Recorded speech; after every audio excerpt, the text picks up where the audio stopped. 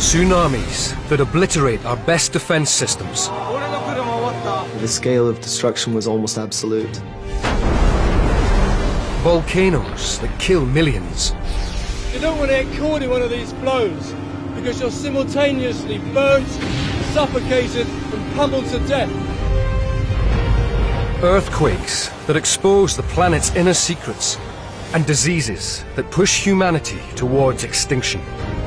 The travel doctor took one look and said, "You have the bubonic plague." But which catastrophes have had the biggest impact? We're going to reveal the top 10 ultimate natural disasters that have changed the world.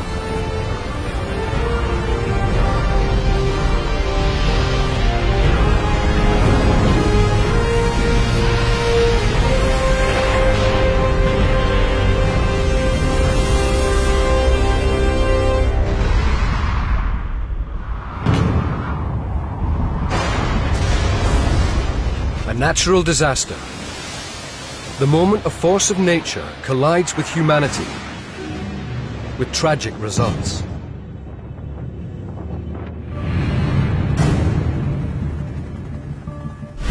Now, together with some of the world's leading experts, we've put together a list of the 10 most devastating disasters ever.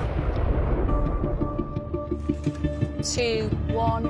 Disasters are rated by their magnitude, their lasting legacy, death toll, and the economic cost of the damage they caused.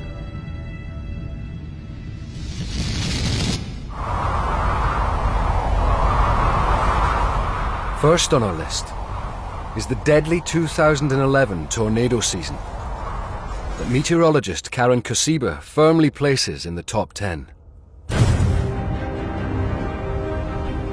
Spring in Middle America. We have a tornado on the ground, Ashtola, Texas. A time when a vast swathe of land from Texas to the Canadian prairies is transformed into Tornado Alley. Don't even stop, just go! Go! Get the hell out of here! This part of the world is used to twisters, but the 2011 outbreak stands out. Holy cow!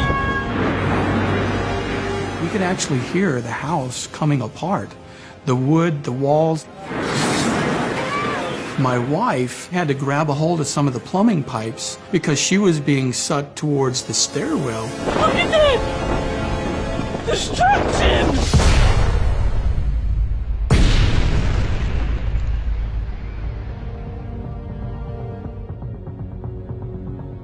I've been collecting data on tornadoes for over 7 years now, and I haven't seen anything like the 2011 tornado season. Weather experts like Karen are only just beginning to piece together how a tornado forms.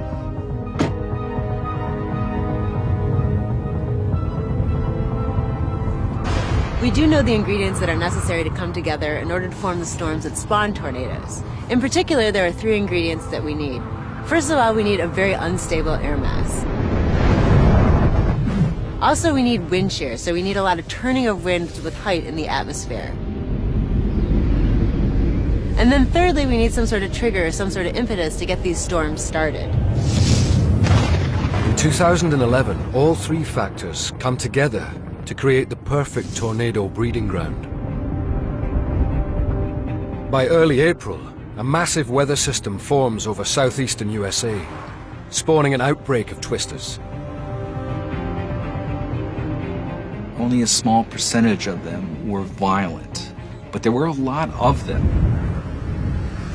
Unfortunately, in 2011, the violent tornadoes were impacting larger cities, and that's where we ran into our issues with people being unfortunately killed and injured. April the 25th, the start of a series of storms that'll generate 343 tornadoes in less than a week, killing 321 people. It's one of the deadliest outbreaks in US history.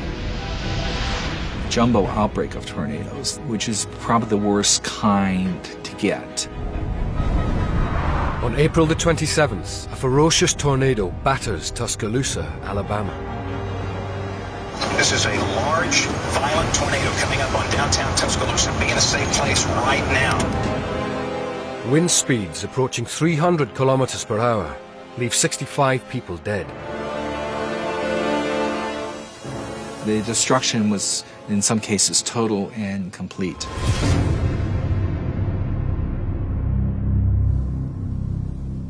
After the horrific events of April 2011, the start of May is eerily quiet. Until May the 22nd, a massive tornado takes shape. In its path is Joplin, Missouri. My daughter came rushing out of her bedroom and said, you know, my friend's mom called. She said, there's a tornado coming. We need to get her home. Joplin resident Tim Bartow grew up in Tornado Alley. But even he's caught out by the storm's ferocity. Within a matter of a couple minutes, sirens actually started to go off. Cover on the ground right here. Right, get the sirens going, get the sirens going, I'm telling you. The tornado carves a path through Joplin's southwestern suburbs.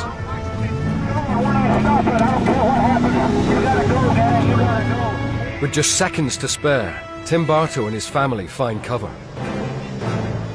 As I was going around the corner to go down the basement, the corner of the kitchen was coming apart. Could hear the sound coming. It was like these, you know, people say it sounds like a locomotive, and it sounds like a dozen.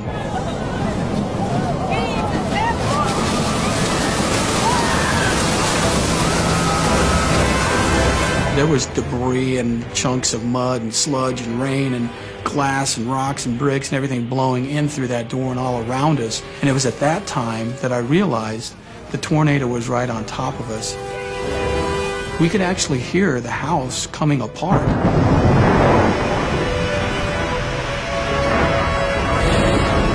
And I thought, there's nothing between us and the vortex of this tornado except 1-inch piece of wood that we have in the floor. And of course, the rest of the family, they were crying and they were just hysterical. I love everyone. I love everyone, man. Yeah, I love all you guys.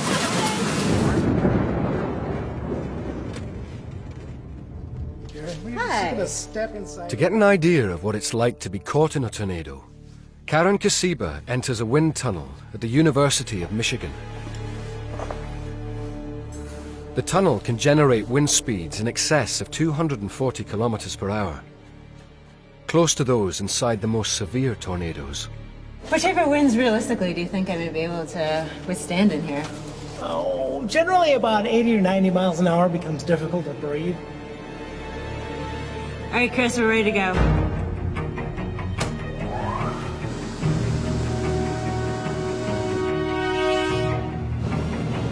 Wind speeds are about 25 miles per hour right now, so we're definitely not near tornado strength at the moment.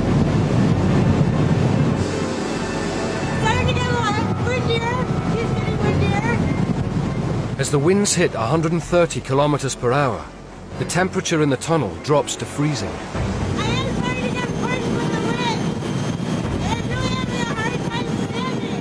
Breathing becomes difficult. Talking impossible.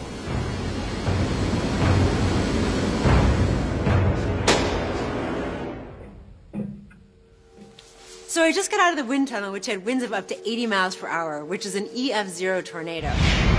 So you can imagine in winds of 200 miles an hour what that would actually be like. Intense updrafts near the surface, wafting all different sorts of debris, lifting houses and cars, creating a very dangerous, dark, and volatile environment. Tornadoes really are one of the most devastating forces in nature on the planet. The carnage caused by a direct hit from an EF5 tornado is all too real for the residents of Joplin, Missouri.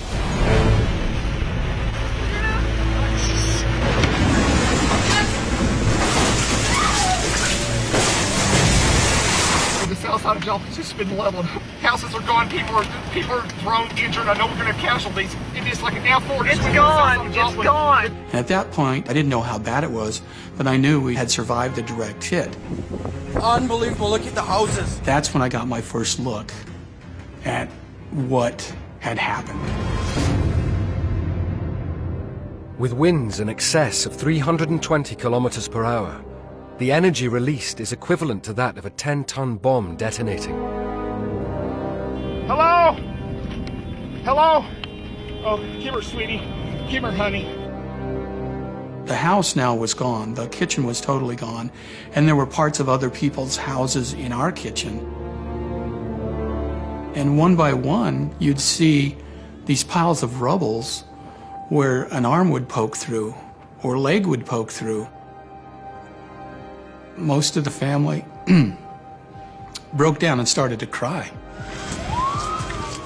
Leaving 158 people dead, the Joplin tornado is the deadliest since modern records began.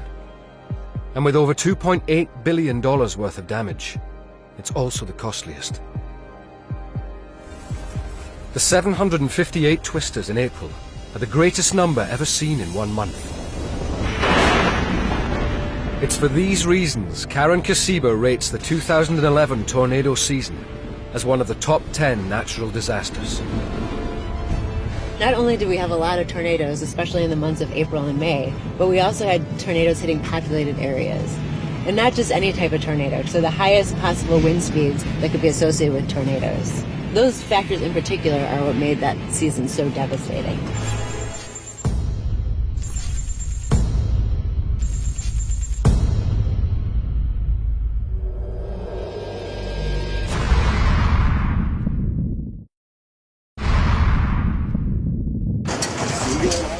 March 2011. A massive earthquake rocks the world on its axis. The epicenter, 65 kilometers off the coast of Japan. In Japan, we get earth tremors every few weeks. There's amazing earthquake technology. Within minutes of the quake, a huge tsunami is detected racing towards Japan's northern shoreline. What follows will leave the world reeling.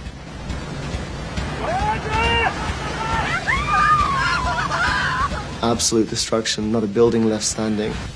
The 2011 Japanese quake and tsunami is the costliest natural disaster of all time, and the reason why coastal engineer Alison Raby puts it in the top 10.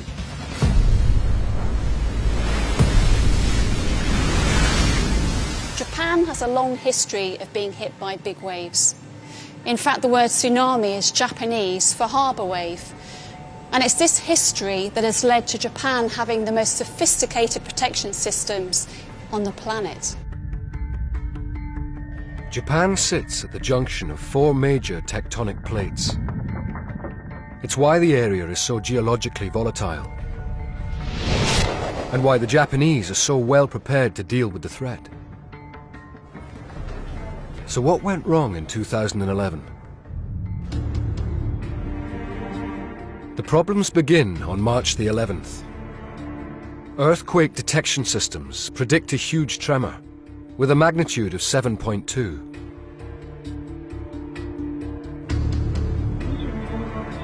Warnings are sent out. Chris Alderson has lived in Japan for 13 years. He's come to expect such tremors as an everyday part of life. Earthquakes are sufficiently common that people don't usually concern themselves with them overly. Some of them are so minor they barely even stir comment. Others, people will perk up their ears a little bit, point out the earthquake to their co-workers and get back to their work. At 2:46 p.m. local time, the earthquake hits.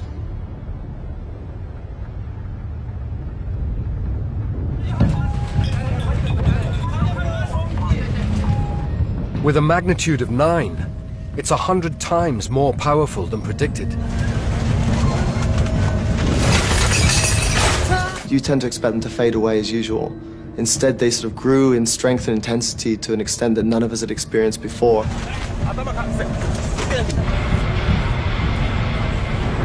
It's the largest known quake in Japanese history.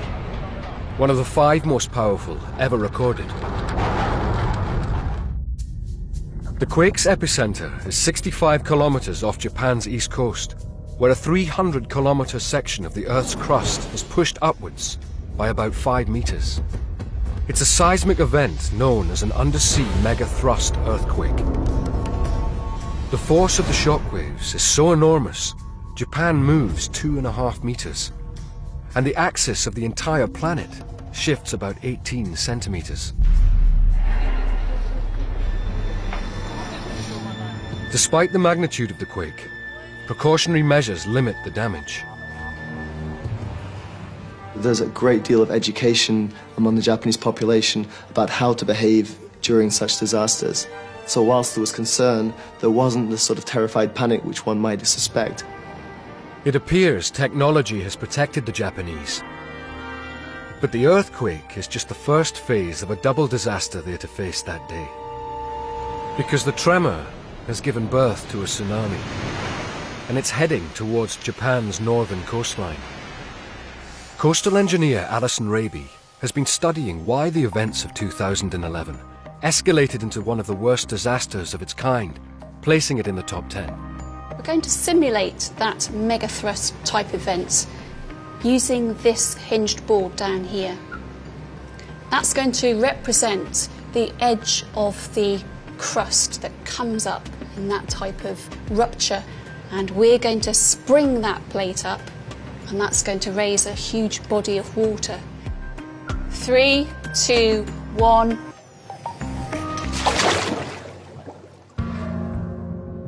In open water, the initial wave is relatively small, just a meter high.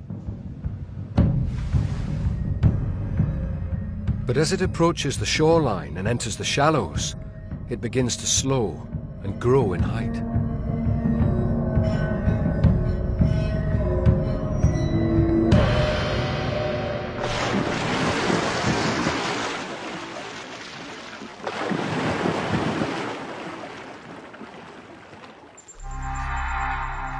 All too aware earthquakes can cause huge waves, Japan has a sophisticated tsunami warning system.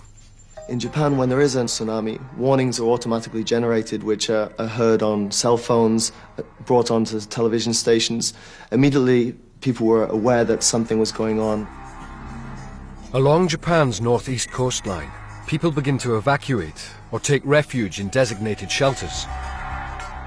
Japan had one of the best defended coastlines in the whole world. And here we recreated certain parts of the Japanese coastline. Raby and her team have reconstructed particular towns and their defences to examine how they coped when the tsunami hit. We start here in the city of Kamaishi. Kamaishi was a deep water port, and it had the world's deepest breakwater. This was protecting the very large steel factory and a large population. Further south, we had the settlement of Minami Sanriku, and here we've recreated one of the vertical evacuation structures. This was clearly signed so that people who were on low ground could escape from the incoming wave. And then we move into the coastal plains. Now, these were protected by concrete revetments, and behind that are pine forests, and those were all designed to protect the settlements behind. The Japanese have taken a calculated risk. Their fortifications are only designed to cope with waves up to 12 meters high. But the tsunami surging towards them is a monster, peaking at 40 meters.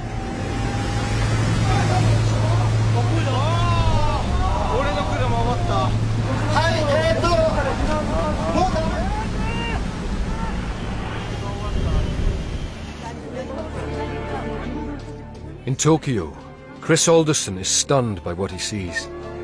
As we watched images on the screen of hundreds of thousands of people losing their homes and being hauled from their day-to-day humdrum lives, it was something none of us could comprehend at first. Alison Raby recreates the tsunami in miniature.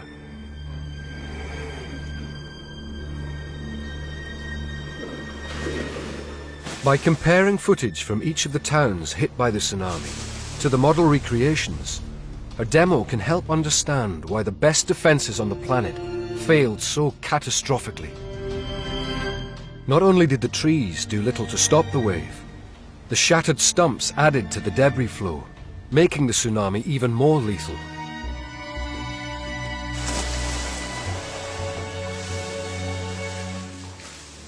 The shelter in Minami-Sanriku remained intact, but many similar shelters were too close to the shore, with over 100 ending up underwater.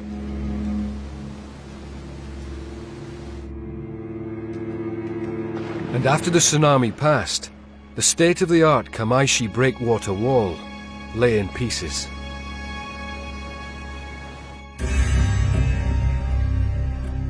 To help the victims, Chris Alderson heads north to the flood zone.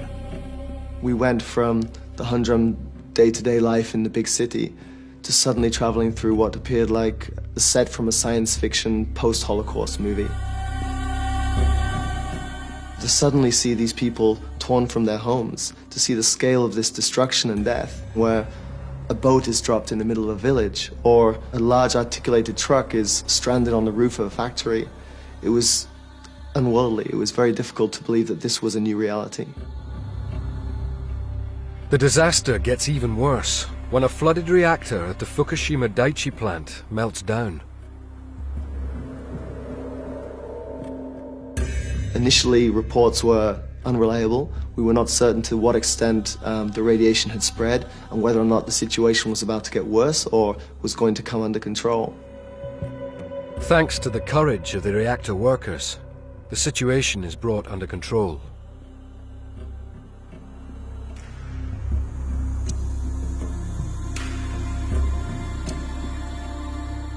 The tsunami leaves over $200 billion worth of damage in its wake, making it the costliest natural disaster ever. The scale of destruction was almost absolute. There were no people in the ruins that we could see other than military workers putting flags on human remains, marking cars with X's after they checked them to see if bodies were included. The smell of the decomposition of what had been washed out of the oceans, human remains, fish hung heavy in the air, and it was an experience I think nothing can prepare you for. For Alison Raby, it's not just the cost, but also the way the tsunami exposed the frailty of our most sophisticated protection systems that elevates this disaster into the top 10. Japan was supposedly the best prepared nation on Earth to survive a mega tsunami, and yet even they underestimated the power of the wave. And for that reason, I believe that this event is one of the world's worst natural disasters.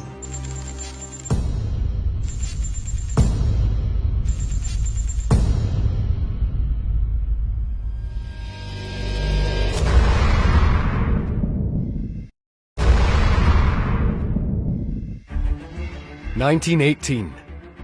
A viral disease known as the Spanish flu is spreading around the globe like wildfire, decimating every country it touches.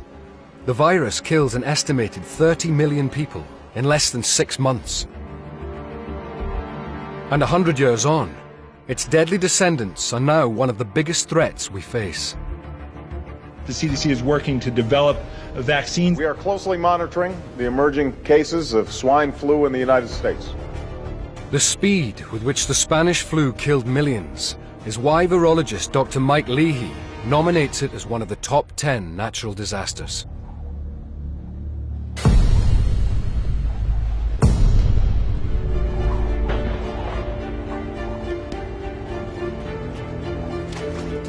By 1918, the First World War was drawing to an end. For the last 4 years, the world had been locked in conflict centred on the battlefields of Europe, with around 9 million soldiers losing their lives. But the fighters of the front line were about to face an enemy far more deadly than any human adversary. In the spring of 1918, an influenza outbreak causes a few reported deaths. But amidst the carnage of trench warfare, such casualties are hardly a priority. Unknown to the men on the front line, the virus that causes the flu is mutating into a far deadlier strain. When there was another outbreak of flu in the winter of the same year, it raised few alarm bells. But this time, it was different. The onset of disease was alarmingly quick. with some dying within the first 24 hours.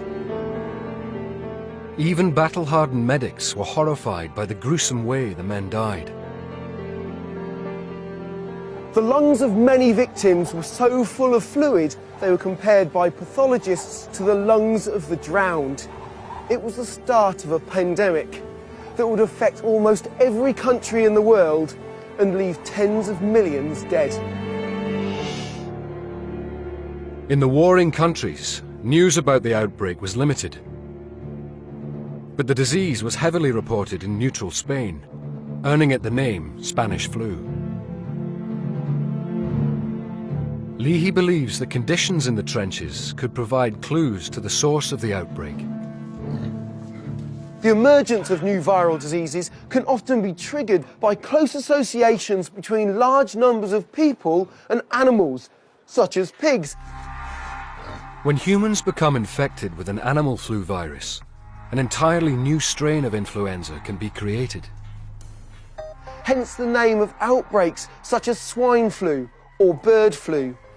So it's not difficult to imagine that during the First World War, when large numbers of soldiers were barracked right next door to animals, often in the presence of gases that could possibly be mutagenic, a new virus could surface. With the men crammed together, the disease tears through the ranks. In the US Army, as many as 1 million men contract the virus. But the epidemic in the trenches is only the beginning. On the 11th of November 1918, peace is declared. Returning troops unwittingly spread the disease across the globe, escalating it into a pandemic. Mass celebrations accelerate the transmission, and up to 1 billion people, half the world's population at the time, become infected.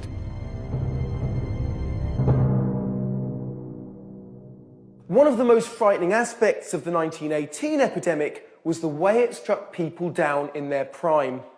The death rate among 15 to 34-year-olds was around 20 times higher than that of other flus. Why was Spanish flu so deadly to those who should have been the fittest? Breakthroughs in understanding how the virus attacks our body may provide the answer.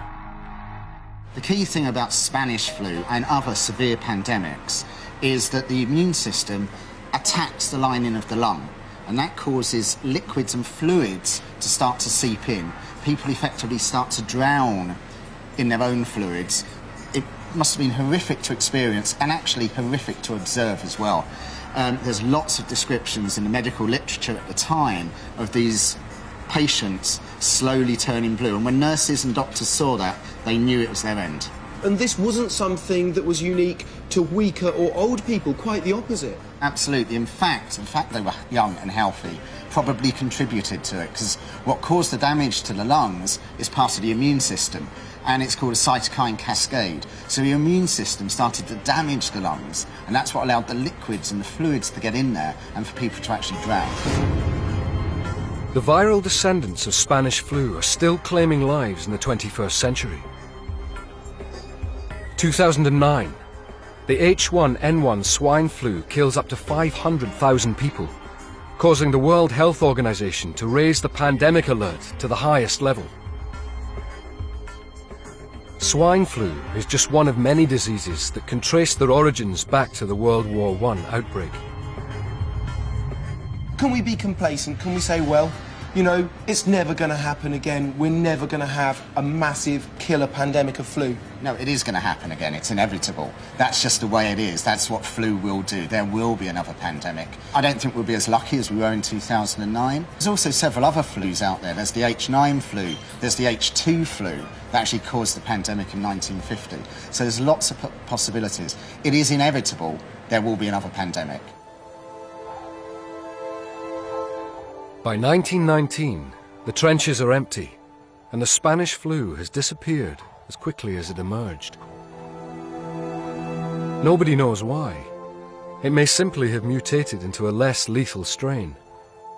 But the damage had been done. Other diseases may have killed more people, but none so swiftly.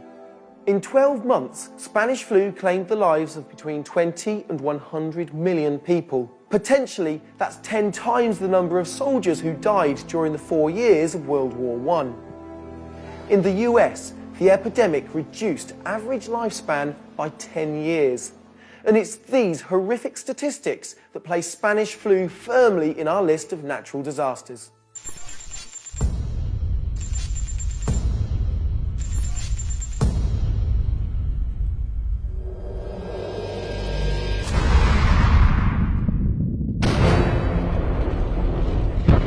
In the summer of 1883, the Indonesian volcano Krakatoa is becoming increasingly restless.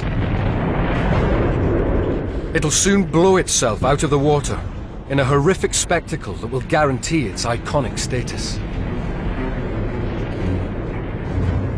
Professor Nick Petford votes this first globally reported disaster into the top 10 because of the dramatic way it led to the birth of volcanology.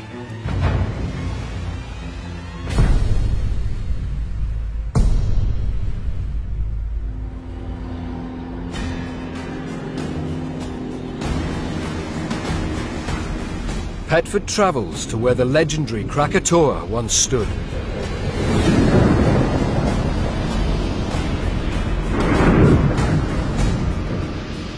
I'm in the Sunda Strait, the west coast of Java.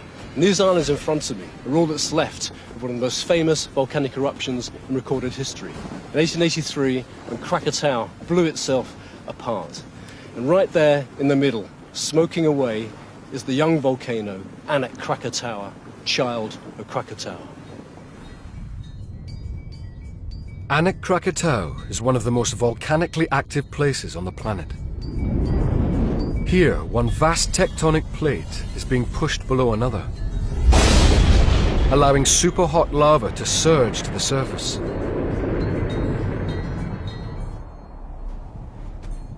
Since the 1950s, the volcano has grown in height by an average of 4 meters a year.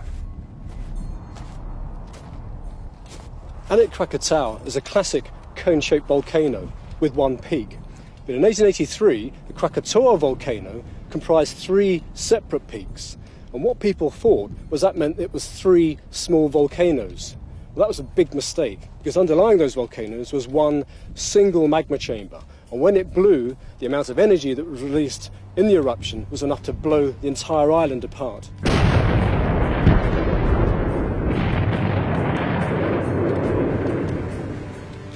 At the time, there were hundreds of Europeans living in the area, trading the spices that flourished on the fertile volcanic soils.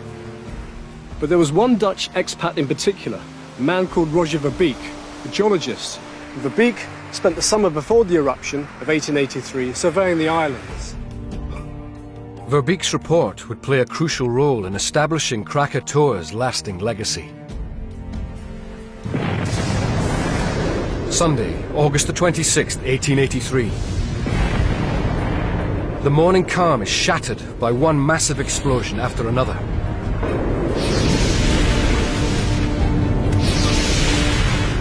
Clues to what the 1883 eruption would have been like can be seen on Anak Krakatoa, which is littered with huge lava bombs. Now, this is a big piece. It's about the size of a car, and around me here there are 2 or 3 similar-sized bombs.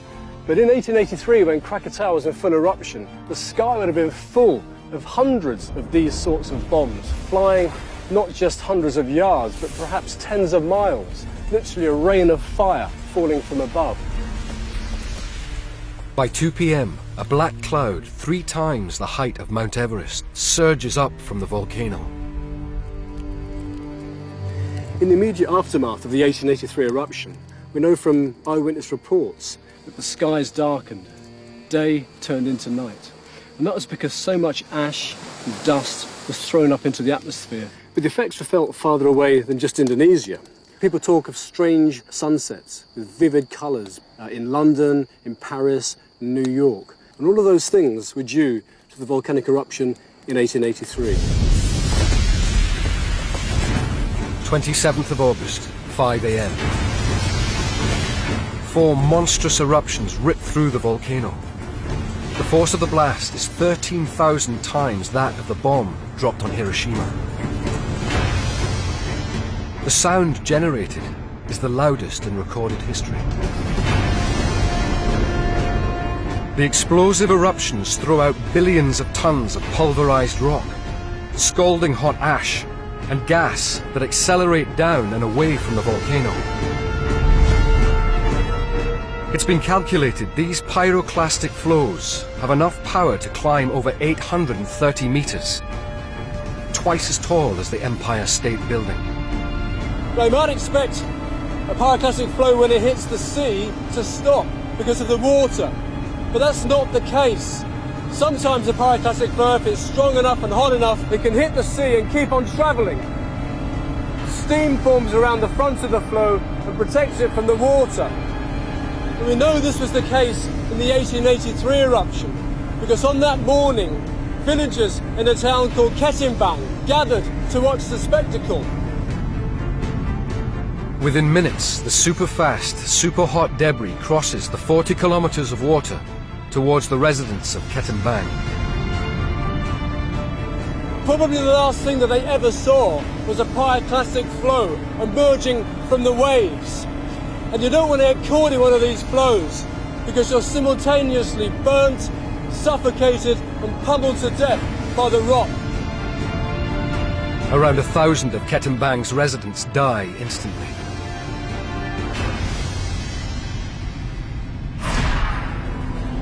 And the disaster isn't finished yet.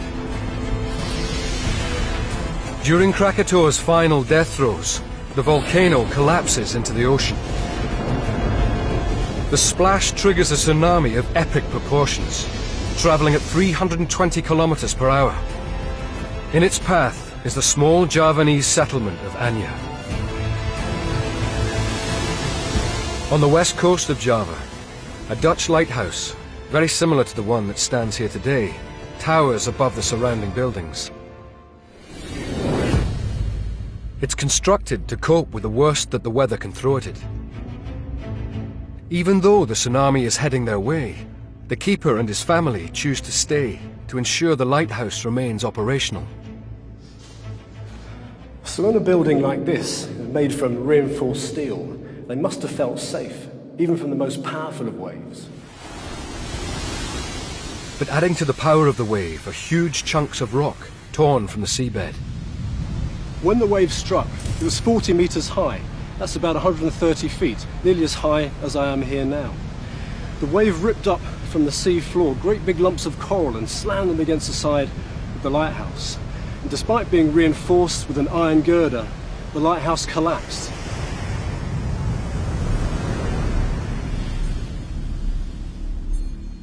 These bricks are all that remain of the ill-fated lighthouse. Miraculously, the lighthouse keeper survived, but his wife and child perished in the water, along with tens of thousands of others. It's the most destructive tsunami created by a volcano in history. As the sun sets on the 27th of August 1883, Krakatoa is no more. The volcano has blown itself out of existence.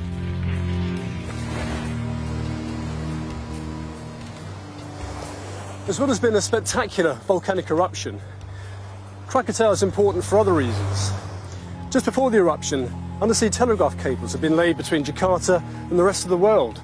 So as the eruption unfolded, people could follow it in real time, the same way that we would do today using the internet. So in that sense, Krakatoa became the world's first globally reported disaster story. The Dutch geologist Roger Verbeek also played a critical role in raising Krakatoa to its iconic status. After the eruption, his report was so insightful that it laid the foundations for an entire new science, volcanology. And it's for these reasons that Krakatoa is one of the top 10 natural disasters of all time.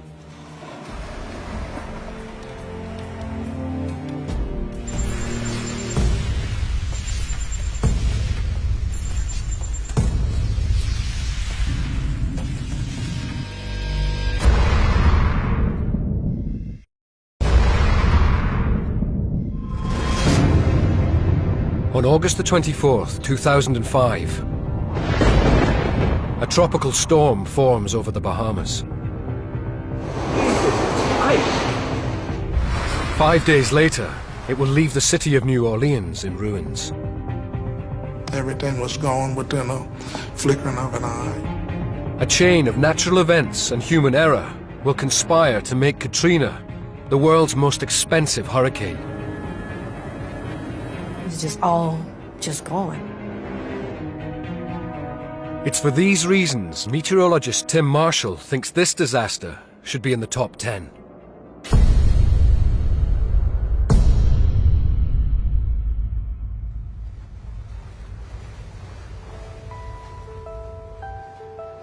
New Orleans is a city surrounded by water. 300 years ago, it was just a small settlement on the bank of the Mississippi River, high above sea level.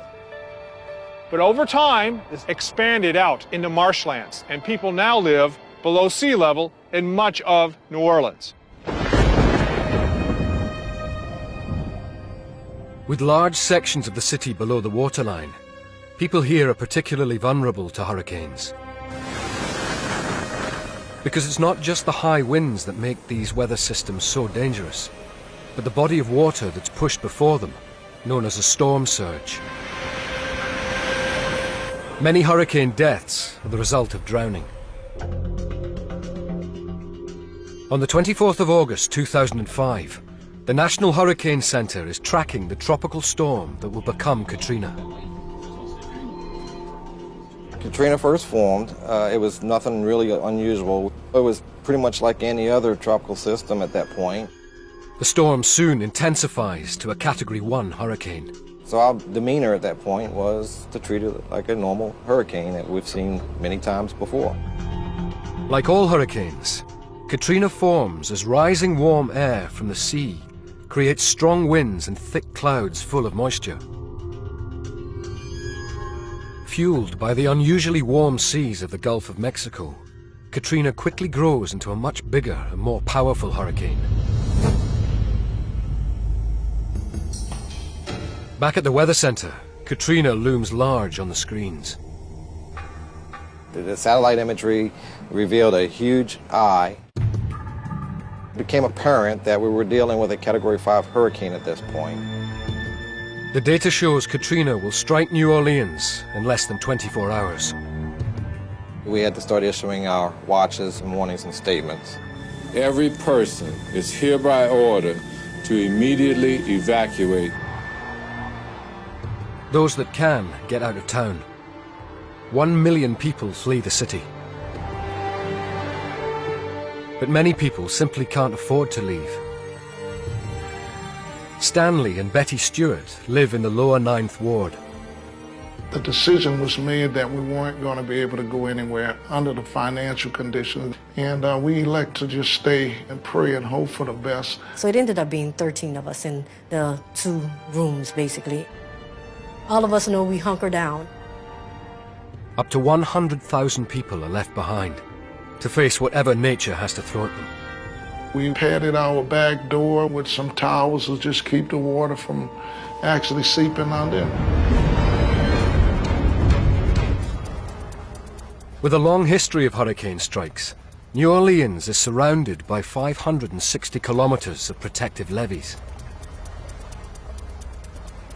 A levee is just made of combinations of clay and sand.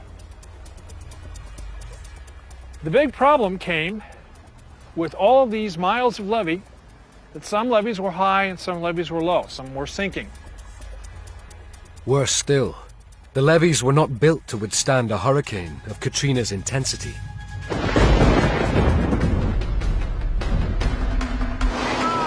The 29th of August, 6:10 a.m. Hurricane Katrina strikes land with wind speeds of 210 kilometers per hour. This horrible sound of the winds. I could look over across the street at my neighbors taking the slates and cleaning it off the roof. 50 minutes later, a storm surge 4.5 meters high crashes into the levees. They stand no chance. There were over 50 places where these levees failed. Most of the levees were overtopped. And then there were some levees that actually toppled, went right through. Big wave, big wave. I gotta get out here. The rapid rate that the water was coming into the home was devastating. I could actually feel the water rising as high as my chest. We went to the next stair levels, all of our furniture just starting to float up. With waves up to 8 meters high, the largest storm surge in American history pummels the Gulf Coast. New Orleans is inundated with water. You could actually hear the waves coming over the roof of the home.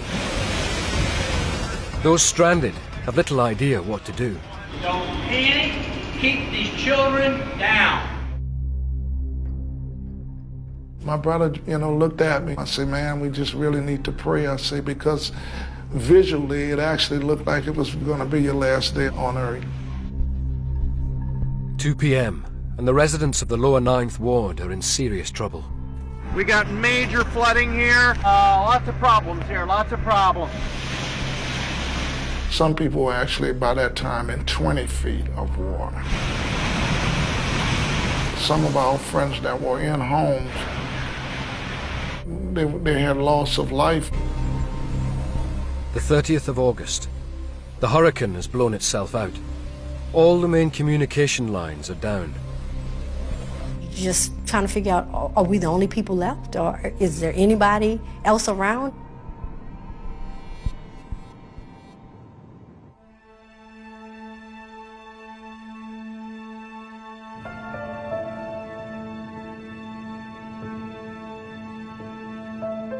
With most of New Orleans underwater, the emergency services are left floundering.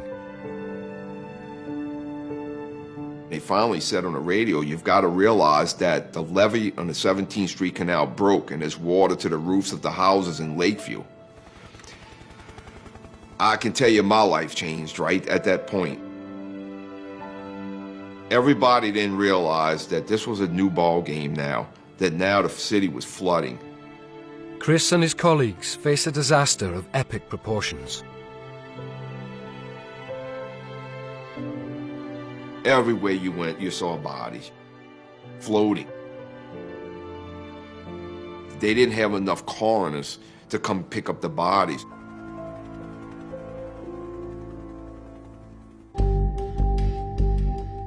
The survivors are corralled into the New Orleans Superdome and Convention Center. The conditions that was at the convention center was unbearable. People were thinking that they were going to go to a lit shelter where maybe there would have been food or clothing or water. It was nothing. And people were literally just abandoned out on the streets. With over 46,000 people, some are left with little option but to fend for themselves. People were dying for lack of resources. We were like, oh my goodness, is this the end of the earth? Is this the end of life?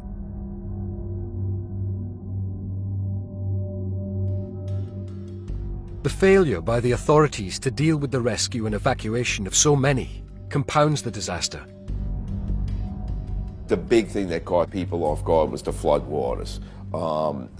Nobody expected 80% of the city to be underwater. Almost a decade later, 1 in 5 of the population still hasn't returned. And large sections of the city lie in ruins. I'm currently driving through the lower 9th Ward here, one of the areas that was hardest hit from Hurricane Katrina. And most of the houses here, people didn't come back to.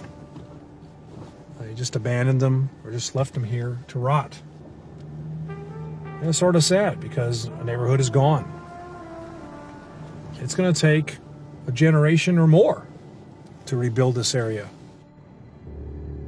2 weeks after Katrina swamped New Orleans, President George Bush apologizes for the administration's failure to deal with the aftermath.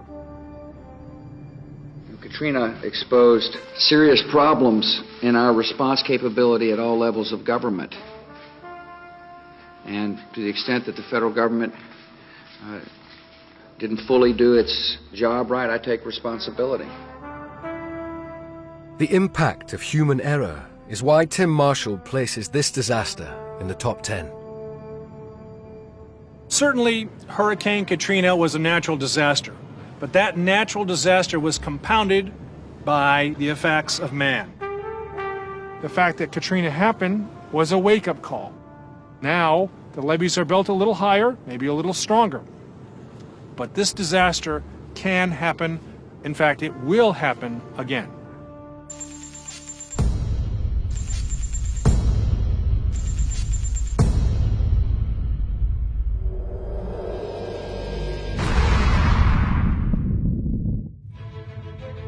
This is how the Earth looked at the end of the last ice age. The northern hemisphere covered in ice. Europe barely recognizable. But evidence suggests the world map is about to be redrawn by a mega flood of biblical proportions. Oceanographer Simon Boxall is fascinated by the idea of a planet-changing flood and has nominated it for the top 10.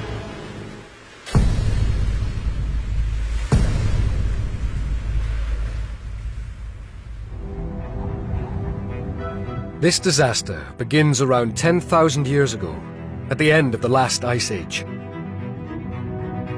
A huge glacier covering an area we now know as Canada is receding.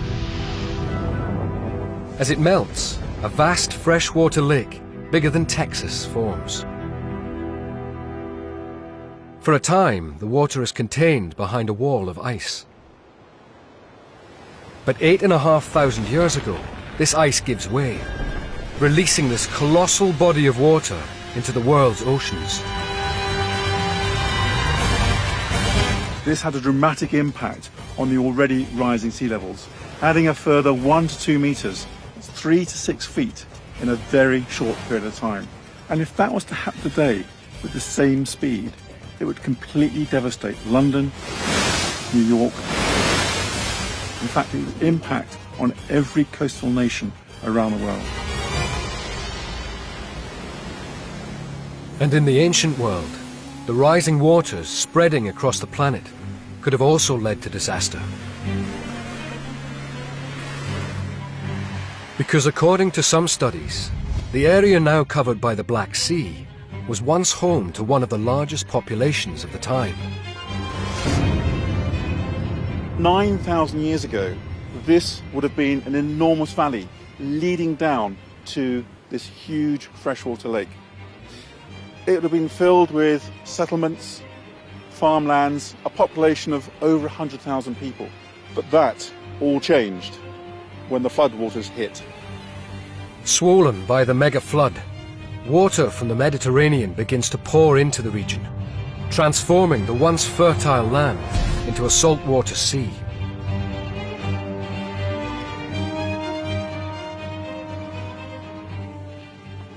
Simon Boxall meets Konstantin Cherev, who in 2011 took part in a survey of the Black Sea that produced an astonishing find.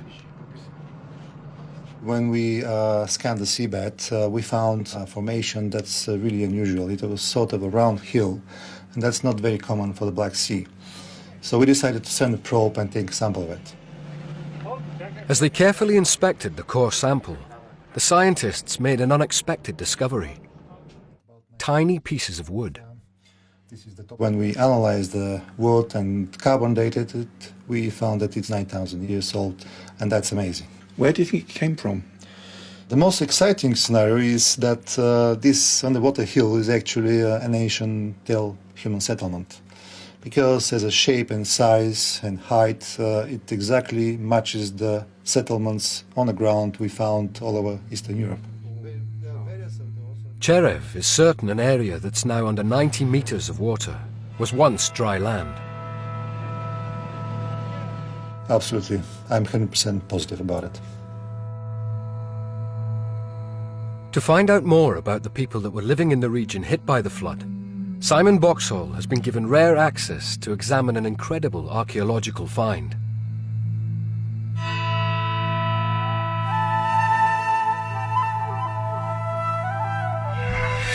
Unearthed from a nearby burial site dating back over 6,000 years were over 200 skeletons, along with a spectacular treasure trove of gold.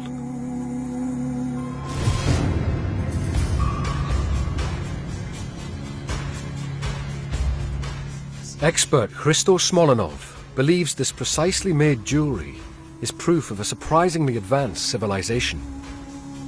For instance, those are two separate gold objects, quite different, and still they fit perfectly. And this is more than you can expect from a culture 7,000 years old. It is a superculture. It's amazing how precise their measurements were in a culture that is so ancient. Smolenov's calculations suggest gold plates like this were used as the template for the accurate design of the jewelry, and that the dimensions of these plates later became the basis of the measuring system used by the architects of the Great Pyramids of Egypt.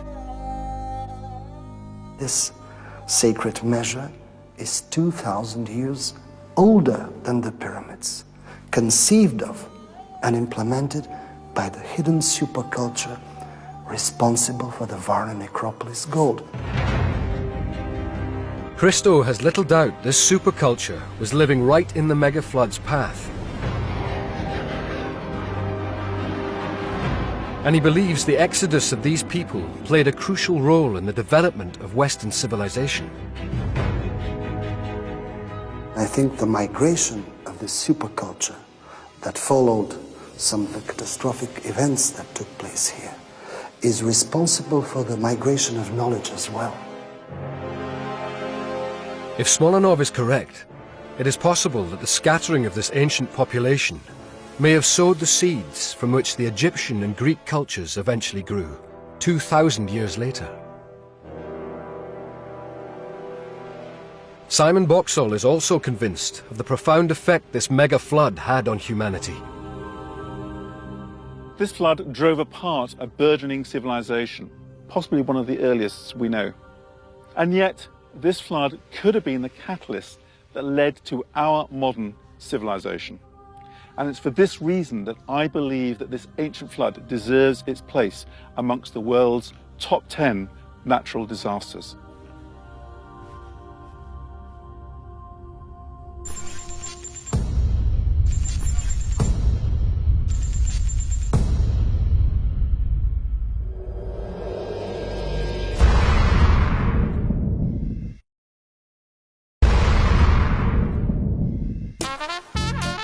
In 1906, San Francisco is the biggest and most powerful city on America's west coast. But what none of its inhabitants know is they're living over a ticking time bomb. That's all about to change when a massive quake strikes. Seismologist Thomas Jordan has selected this earth-shattering event for the top 10 because of the way it helped unlock the inner secrets of our planet and revolutionized our understanding of how we can protect ourselves from these deadly forces.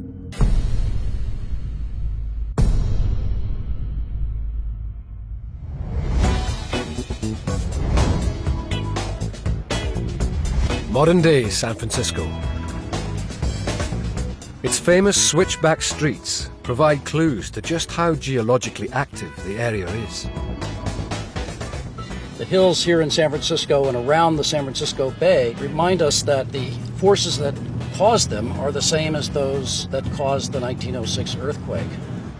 At the time, of course, people didn't understand that this beautiful topography was related to earthquakes. That would become very evident on April 18th, 1906. On the night of April the 17th, the famed tenor Enrico Caruso performs at the San Francisco Opera House. But in just a few hours, this proud city will be turned into a disaster zone. At 5 in the morning, things were pretty quiet. But suddenly at 5:12, the earthquake hit. An earthquake with a magnitude of 7.8 shakes the city. Roads rip apart and people panic. People realized it was an earthquake, but very few understood where the earthquake might be coming from and what might happen next. Buildings, never designed to withstand earthquakes, crumble.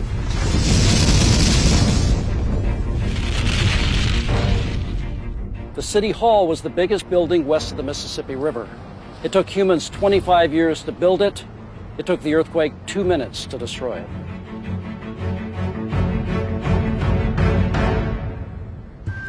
To try and understand what San Francisco's inhabitants went through on April the 18th, 1906, Thomas travels to the Pacific Earthquake Engineering Research Center.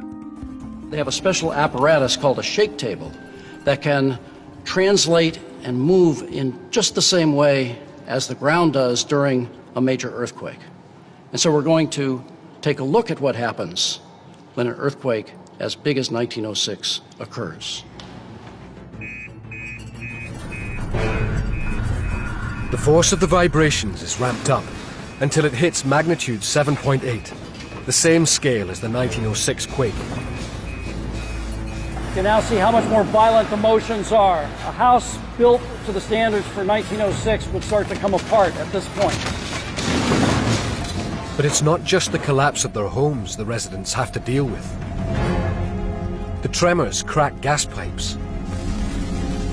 All it takes is one flame to ignite the fuse.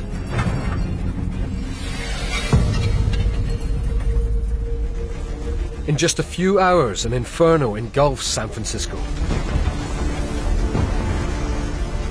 There were probably 50 fires that began in this part of San Francisco, and they eventually coalesced into a massive firestorm that consumed, on the first day, all of the central business district down along Market Street. Those flames then spread on the second and third day to the west and north up to Fisherman's Wharf.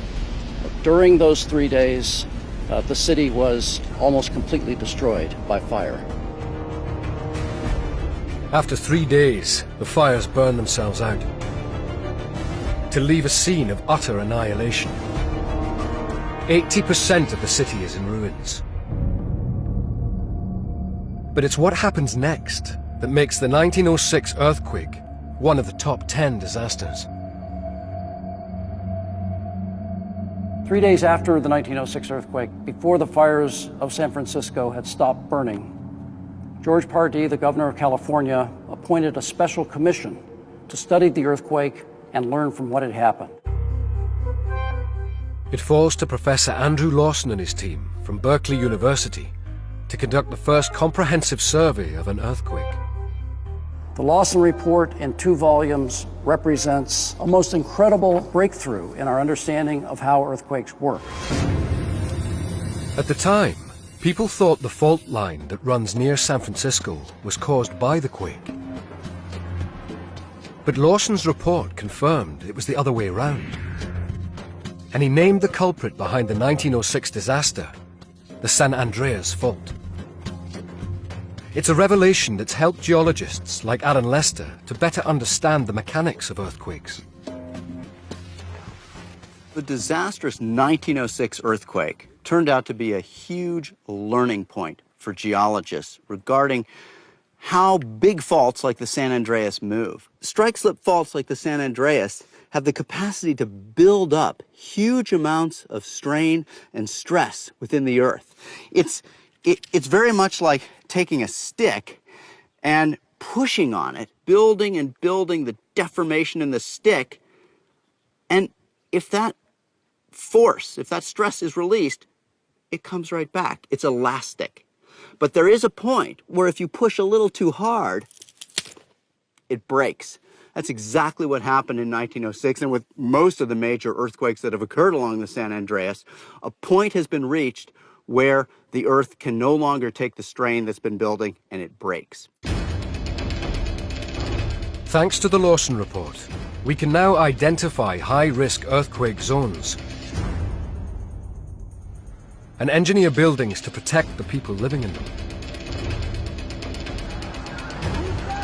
In 1989, these lessons are put to the test. A slip along the San Andreas Fault causes a magnitude 6.9 quake in the San Francisco Bay Area.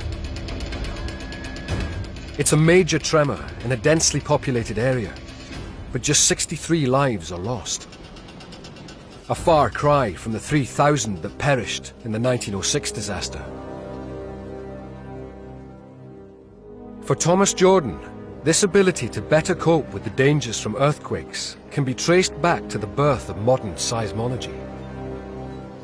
From my personal point of view, the 1906 earthquake is the most important earthquake because we learned for the first time important facts about how earthquakes occur, and with that knowledge, we hope to be able to avoid the kinds of destruction that San Francisco saw in that terrible day.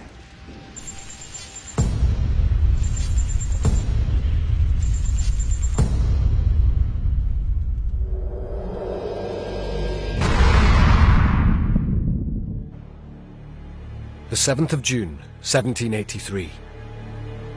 For weeks, rumbling from deep inside the earth has disturbed the peace of the Icelandic countryside. Within 24 hours, it will be ripped apart and transformed into a fiery hell on earth. It's the start of a toxic cataclysm that will engulf the Northern Hemisphere, claiming countless victims from Europe to Asia. Although this disaster is relatively unknown, volcanologist Thor Thordarson rates it as the deadliest volcanic eruption ever, earning it its place in the top 10.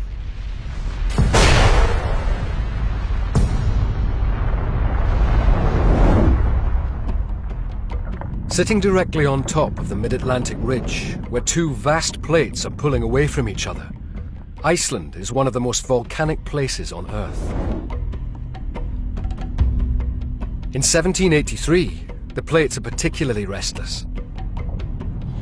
As they lurch violently apart, a 30-kilometer crack in the Earth's surface, known as the Laki fissure, rips open. Along its length, 130 bubbling craters spew out billions of tons of molten rock, and will continue to do so for 8 fiery months. It is the largest eruption on Earth in the last 500 years. That makes Laki one of the greatest eruptions in history.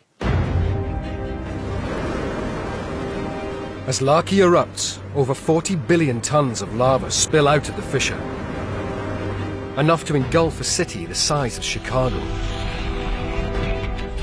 Normally, when lava is exposed to air, it cools and solidifies, which limits how far it can travel.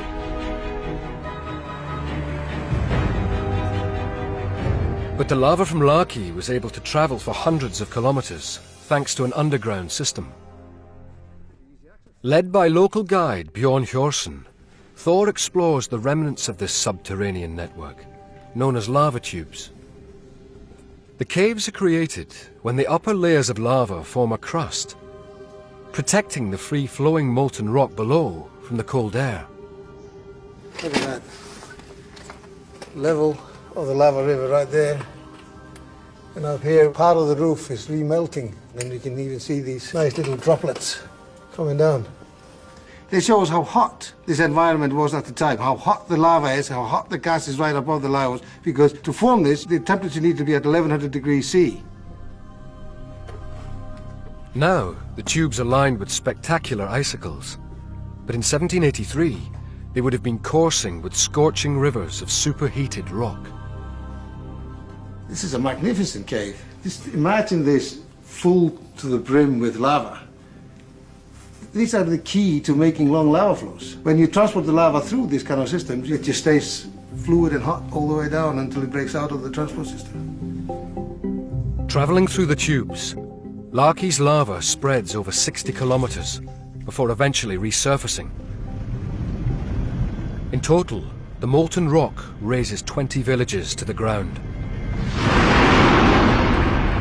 Laki also hurls out millions of tons of ash and toxic gases, poisoning the soil and crops.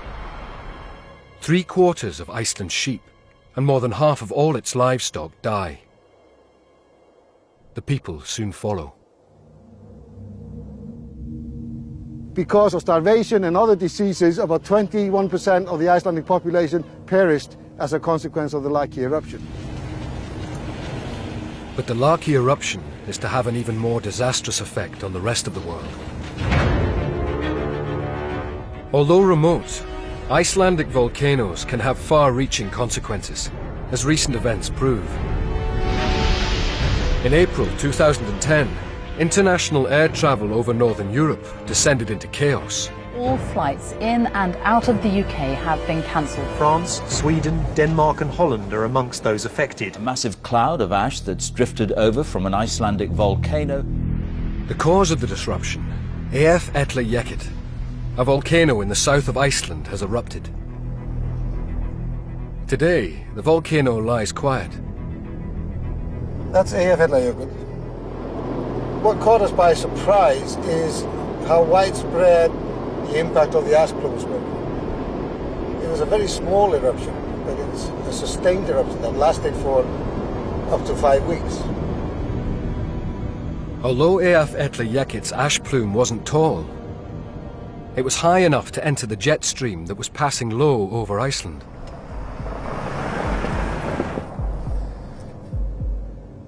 Caught up in these high-speed air currents, the ash cloud was transported far beyond Iceland's shores and across large sections of Europe. But the effects of Eyjafjallajökull are minor compared to the much larger 1783 eruption. The cloud from Laki engulfs a vast part of the northern hemisphere and carries with it something far more deadly than just ash. A total of 120 million tons of sulfur dioxide were emitted into the atmosphere, where it reacted with atmospheric vapor to produce sulfuric aerosols. These aerosols block the sun's heat, causing global temperatures to plummet. In Europe, the cold causes intolerable food shortages. Some experts believe these drove hungry peasants in France to rise up, eventually leading to the French Revolution of 1789. Across the Atlantic, temperatures also dropped dramatically. On the eastboard of North America, the winter 1783-84 is the longest and the most severe on record. It was so cold that people saw ice floes on the river Mississippi. Laki's malign influence on the climate throws monsoon cycles into disarray, leading to widespread crop failure. Up to 1/6 of Egypt's population, and many more across India and North Africa, die from starvation. So in total, Laki may have caused the death of almost 2 million people in 1783. Despite its remote location, Laki had a profound effect on the entire planet. It disrupted global climate and caused deadly famines as far away as Africa and Asia. Its impact on nature, the atmosphere and the weather, people and history, in my view, makes it one of the most important natural disasters of all times.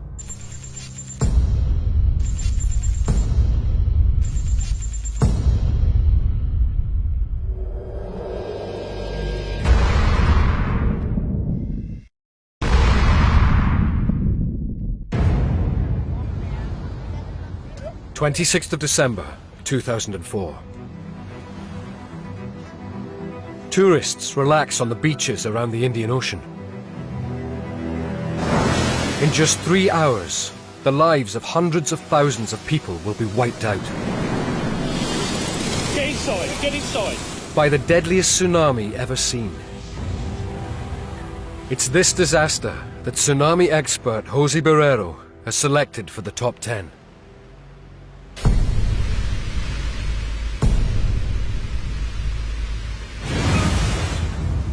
I'm here in Banda Aceh, Sumatra, the northern tip of Sumatra Island facing into the Indian Ocean. This place in particular suffered one of the worst tsunami disasters in human history. The Indian Ocean, bordered by Asia Africa, and Australia. In December 2004, millions are enjoying the holiday season along its shores, including Steve Gill, his wife Heather, and stepdaughter Charlotte, who are on vacation in Thailand. We had arranged to go out for a traditional Christmas meal. Everything was new and warm and fairly unspoiled, undeveloped, very, very quiet. Idyllic, I guess you'd say, yeah. In the Indonesian town of Banda Aceh, local resident Eddie Quenslow is visiting friends and family. I went to the town, sleep in my friend's house. There is close between my sister's house and my friend's house. At about 8 a.m. local time on December 26, 2004, everything changed. Just offshore from here, where the Indo-Australian plate subducts underneath the Eurasian plate, more than 1,000 years of tectonic stress were released in a matter of seconds. The earthquake has a magnitude of 9.1, the third largest ever recorded. As the Eurasian plate thrusts upwards by 20 meters, it displaces billions of tons of water.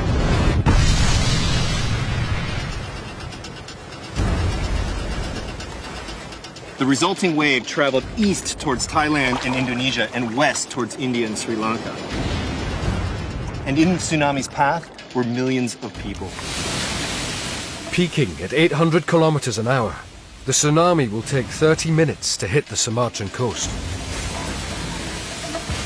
Around an hour later, it will reach Thailand. Although they felt the earthquake, with no tsunami warning systems in place, people around the Indian Ocean coastline are oblivious to the approaching threat. I saw the building is destroyed, and we are scared, of course, but we didn't know it's tsunami, it's happened. For the holidaymakers in Thailand, the first hint of the impending disaster is the strange sight of the ocean disappearing. The bay was empty. All I could see was rocks, all the way over to the yacht club, all the way over to the other island. There's nothing there. One of the more enduring and dramatic images of the 2004 tsunami was the withdrawal of the water level from the shoreline, leaving the entire foreshore area exposed. This is a phenomenon known as drawdown, and it's caused by the tectonic displacements offshore. While one section of the plate is thrust upwards, the section of the plate closer to the coastline actually subsides, and the water rushing in to fill that void is what causes the withdrawal of the shoreline. Had more people realized that this was the sign of an impending tsunami, perhaps more lives would have been saved. This is the time people should have started running. But instead, the curious sight lures people onto the beach. It was bizarre, but it was fascinating. I think I did actually briefly go to the front of the house again and look and think about, you know, walking out, and I thought, no, that's just not right. It's wrong. Exactly how it's wrong, I don't know, but it's wrong. By the time many react, it's too late. Myself, my wife, and my stepdaughter discussed our next move, and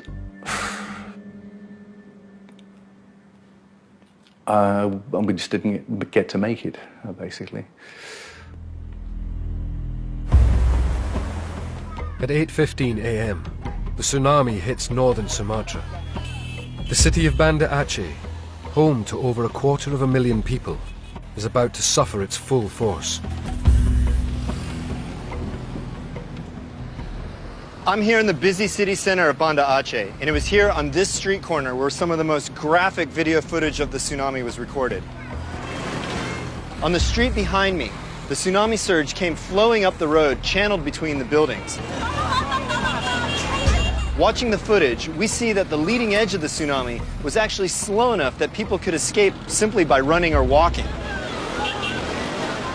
However, this part of Banda Aceh is very far from the ocean, and people simply didn't know what to do. As the flood depth increases, so too does the speed of the flow, until there's no way to escape unless you can get to high ground. That's what the person who shot this video did. He climbed up over here.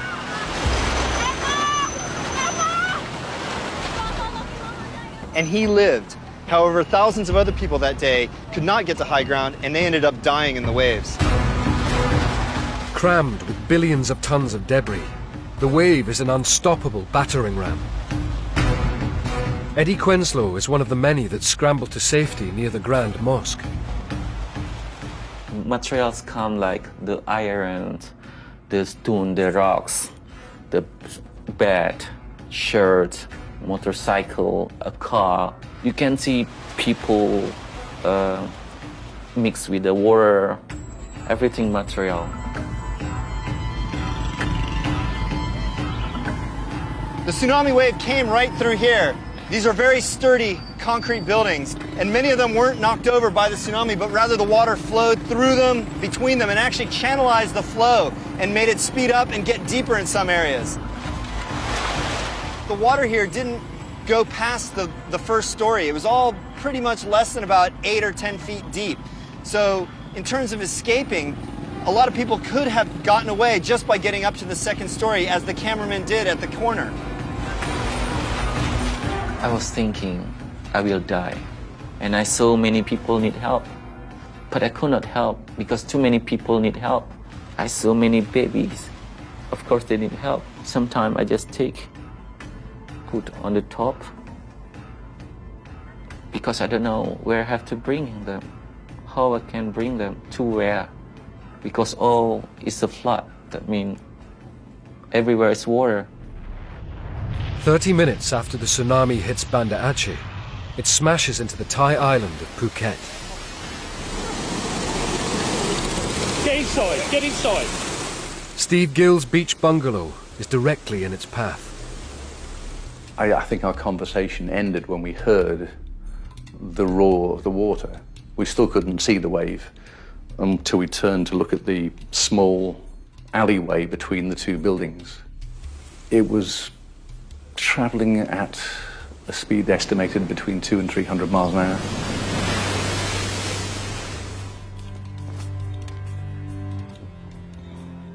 And it was just,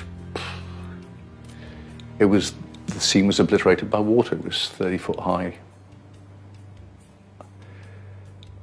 And by that time, there was nothing we could do, nothing. I remember being struck by the water. Realistically, there wasn't any expectation of ever coming out the other side. It was just, is this the way it ends? Because the sheer power of what has hit you doesn't allow any space for an escape plan. There are no plans for the future.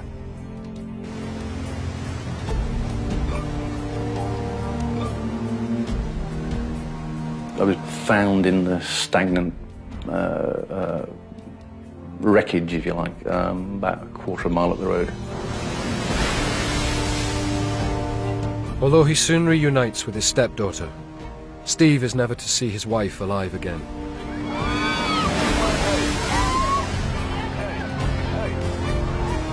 Over the next 20 minutes, 3 massive waves, up to 10 meters high, crash into the small resort. 1,000 tons of water smashing down on each meter of coastline. Beach after beach, wave after wave, the tsunami brings death and destruction. In Thailand, over 5,000 people perish, with another 3,000 missing. In Indonesia, the tsunami obliterates Banda Aceh. I could not imagine why like this I lose my best friend. I was thinking like, why God didn't take me? Better He take me than my best friend. And also about my auntie also. We didn't find his bodies. My cousin, many my cousin passed away. We cannot find bodies. In total, the waves strike 14 countries around the Indian Ocean, taking lives as far away as Africa. The final death toll will make the 2004 tsunami the most lethal ever seen. A decade on, and the streets of Banda Aceh are as busy as ever. And lessons have been learnt. Buildings like this one have been constructed throughout the area to provide safe refuge should another killer wave strike. For Jose Barrero, they're a powerful reminder of why he regards this disaster as one of the worst ever. The combination of the exceptionally large earthquake and the tsunami, which caused such a devastating human toll over so many countries, makes the 2004 Indian Ocean tsunami one of the top 10 natural disasters in human history.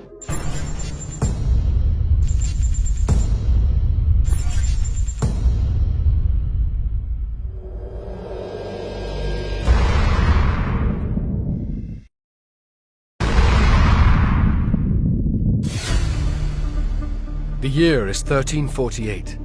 All around the world, people fall victim to a strange disease. So many die, it pushes the Earth's population towards the brink of collapse. It's an age-old killer that even today can attack without warning. I could not move a finger, I could not eat, I could not drink, I could move my eyeballs, and I could blink. Historian Susanna Lipscomb has chosen the apocalyptic calamity of the Black Death as our final top 10 natural disaster.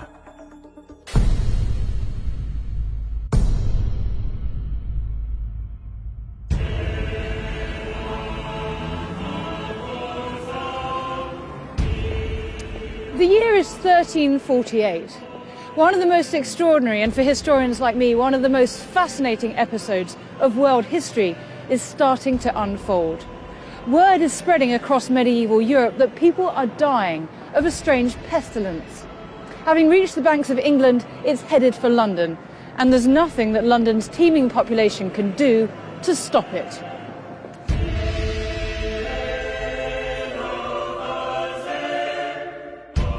Strange black lumps appear on the victims' necks and groins, called buboes. The reason it's called the bubonic plague. Within 10 days of developing the symptoms, over half of those infected die an agonizing death.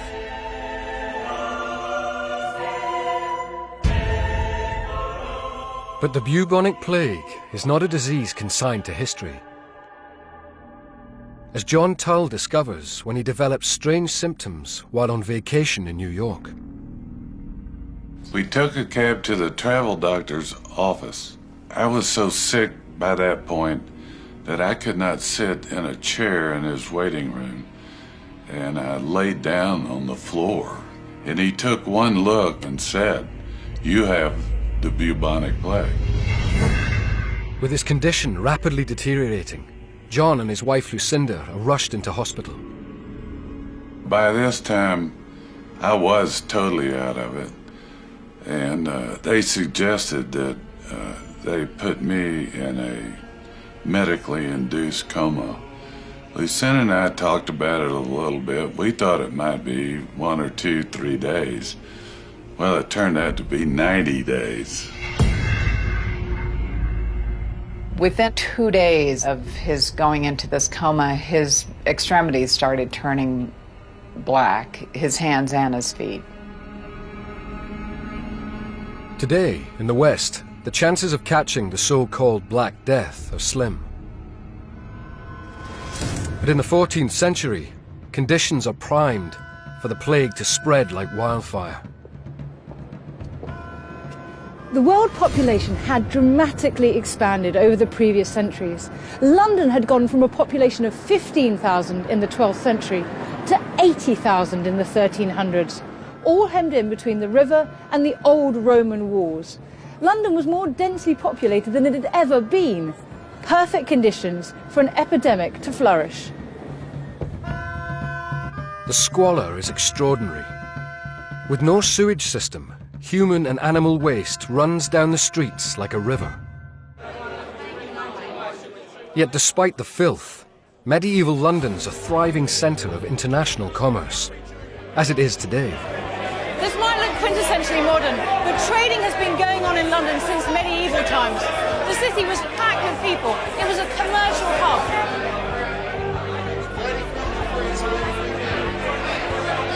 Driven by the demands for silks and spices, international trade flourished. London was overrun with exotic imports and people from around the world. And as well as goods and people, London was being filled with something it didn't want that had been brought to England's shores. The international trade opens the door to a new foreign visitor. Asian black rats, who thrive in London's dirty streets. And on the back of these rats are fleas we now know carry the plague bacteria, Yersinia pestis, in their stomachs. But in the 14th century, with no understanding of how the Black Death is spread, the people are defenseless to its invisible threat. And so when the disease did arrive, it ripped through this densely packed population and did immense damage.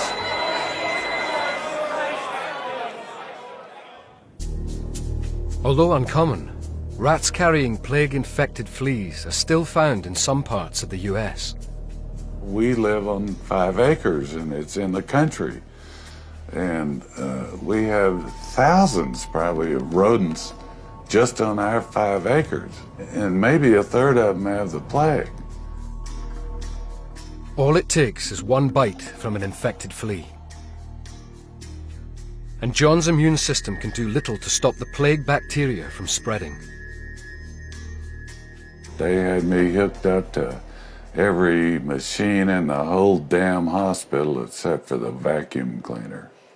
I was horrified when I saw John in that shape. He was being kept alive by those machines. That is when I understood how sick he was, and it was terrifying. I spent about 10 days in the hospital myself, and each of those days I would go down to see John in the ICU. He was riddled with infections. Every day they were fighting new infections. It became very real to me that he would never be able to walk on his feet again. They were too far gone. While John is still in his coma, Lucinda is forced to make a life or death decision. Lucinda woke me up on January 14th or 15th. And she said, honey, I love you. It's January 15th, and your legs have been amputated. If I had not given permission for that, I don't think John would have lived. And I was determined that I would do everything within my power to see that he would live. So painful, difficult, horrible as it was, I made that decision and gave them permission to do amputations. Although science has done much to combat the plague, as John Tull shows, it can still strike with horrendous effect. In 14th century Europe, all they can do is bury their dead. Excavated plague pits in London give a terrifying indication of just how fast the disease kills when it enters a city's walls. So, Yelena, this is actually the skeleton of a 14th century plague victim? It is, yes. This is a female, and she was found from East Smithfield Catastrophe Cemetery. I'm guessing that she was one of many. Yes, from that site we curate over 600, but they believe that there were several thousand that would have actually been buried there. So yes, high numbers of people dying very quickly. In England, over a quarter of the entire population succumbs to the Black Death.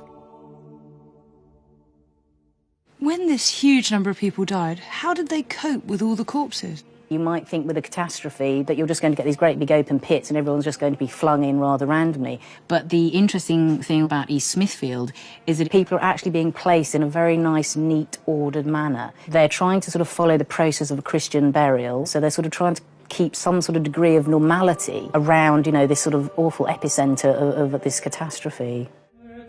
By the time the Black Death finally retreats, it's killed 1 in 3 of Europe's population, equivalent to over 240 million today. The death toll, the cost and the legacy of this disaster have no equal. The Black Death was the most profound disaster that humankind has ever known. Its symptoms were horrifying and degrading. It brought fear and humiliation. It was sudden and lethal.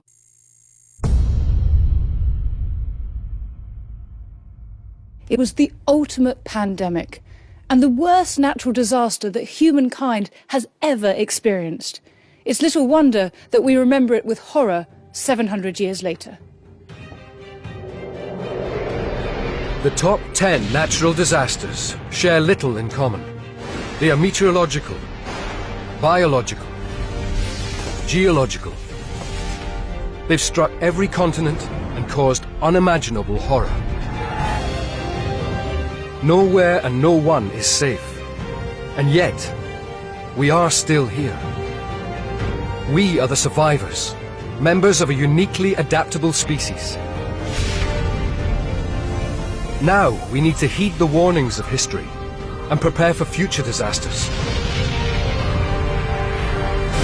Because they will strike again.